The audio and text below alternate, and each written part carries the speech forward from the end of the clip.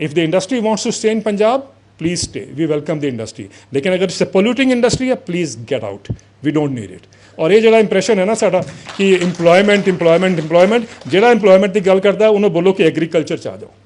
Agriculture is the largest employer in the country. ਅਸੀਂ ਉਹਨੂੰ ਜਾਣ ਬੂਝ ਕੇ ਮਾਰਿਆ ਹੈਗਾ, ਜਾਣ ਬੂਝ ਕੇ ਮਾਰਿਆ ਤਾਂ ਕਿ ਜਿਹੜੀ ਉਹ ਚੀਪਰ ਲੇਬਰ ਹੈ ਸਾਨੂੰ ਉੱਥੇ ਇੰਡਸਟਰੀ ਵਿੱਚ ਮਿਲੇ, ਸ਼ਹਿਰਾਂ ਵਿੱਚ ਆਏ। We all know that economic thinking. ਔਰ ਮੈਂ if you since we are talking I must give you this example. ਮੈਨੂੰ ਯਾਦ ਹੈ 1996 ਵਿੱਚ ਇੱਕ MS ਸਵਾਮੀਨਾਥਨ ਫਾਊਂਡੇਸ਼ਨ ਚੇਨਈ ਵਿੱਚ ਇੱਕ ਕਾਨਫਰੰਸ ਹੋਈ ਸੀਗੀ। ਉਹਦੇ ਵਿੱਚ ਵਰਲਡ ਬੈਂਕ ਦੇ ਵਾਈਸ ਪ੍ਰੈਜ਼ੀਡੈਂਟ ਸਸਟੇਨੇਬਿਲਿਟੀ ਦੇ ਵਾਈਸ ਪ੍ਰੈਜ਼ੀਡੈਂਟ ਉਹ 'ਚ ਪੇਸ਼ ਹੋਏ ਸੀਗੇ ਜਾਂ ਪ੍ਰੈਜ਼ੈਂਟ ਸੀਗੇ, doctor Ismail ਸੈਰਾਗਿਲਡਨ। He was also the chair of the CGIAR। अपना एग्रीकल्चर साइंटिस्ट सब जानते हैं। He was chair by virtue of his job, he was also chair of CGIAR। उन्हें एक अपनी प्रेजेंटेशन किया सीगा, and I am talking of 1996। उन्हें क्या सीगा कि वर्ल्ड बैंक एस्टिमेट करता है कि अगले 20 साल यानी 2015 तक the number of people migrating from the rural to the urban areas in India will be equal to twice the combined population of UK, France and Germany। UK, France and Germany ਦੀ ਜਨਸੰਖਿਆ ਉਸ time ਵੀ ਔਰ ਅੱਜ ਵੀ 20 ਕਰੋੜ ਹੈਗੀ ਹੈ। World bank had said 40 crore people will move out of villages into the urban areas in India. ਬਹੁਤ ਸਾਲ ਤੱਕ ਮੈਂ ਇਹਨੂੰ ਸੋਚਦਾ ਰਿਹਾ ਕਿ he is warning us, he is alerting us।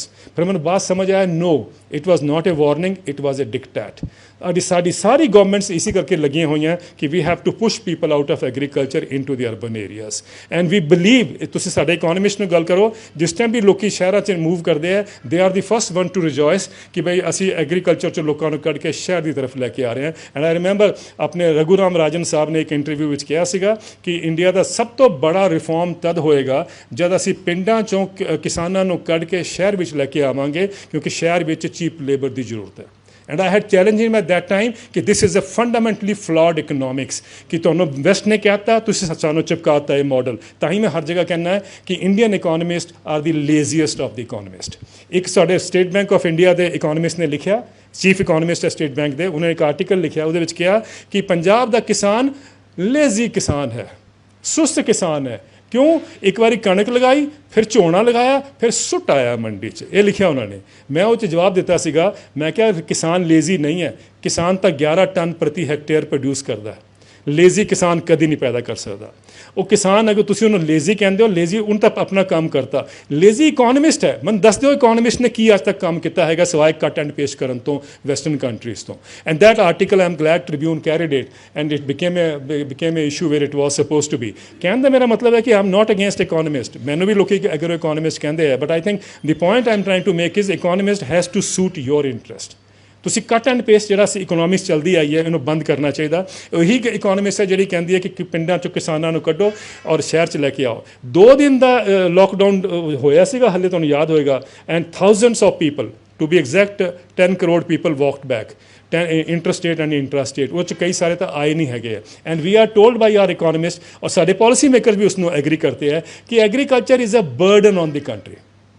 यही कहा जाता ना जी, agriculture is a burden on the country. इन्हों चो लोगों को कढ़ना बहुत जरूरी है। Sir it is completely flawed in the terms of economics. There are 2 terminologies. There is CVO, मतलब है कि इट GVO ग्रॉस वैल्यू जो प्रोडक्ट हैगा वो होंदा जी, और एक हैगा GVA एंड ग्रॉस वैल्यू जी आउटपुट हैगी है। 2 टर्म हैगियां।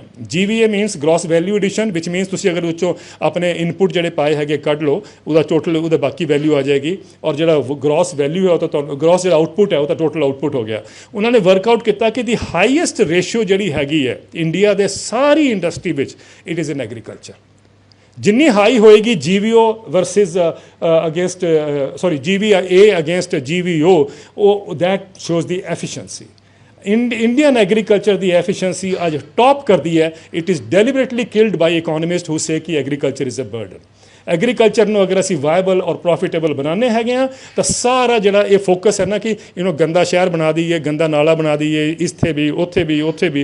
जिस तरह डॉक्टर साहब कह रहे थे, कर्नल साहब कह रहे थे कि जो जो फॉरेस्ट सीगा अगर उन्होंने भी कितने बनाता होंदा, अज एक लुधियाना उत्थे भी खड़ा हो जाना सीगा। ਇਹ ਪ੍ਰੋਬਲਮ ਜਿਹੜਾ ਬੁੱਢਾ ਨਾਲਾ ਦਾ ਹੈ ਉੱਥੇ ਵੀ ਸ਼ੁਰੂ ਹੋ ਜਾਣਾ ਸੀਗਾ।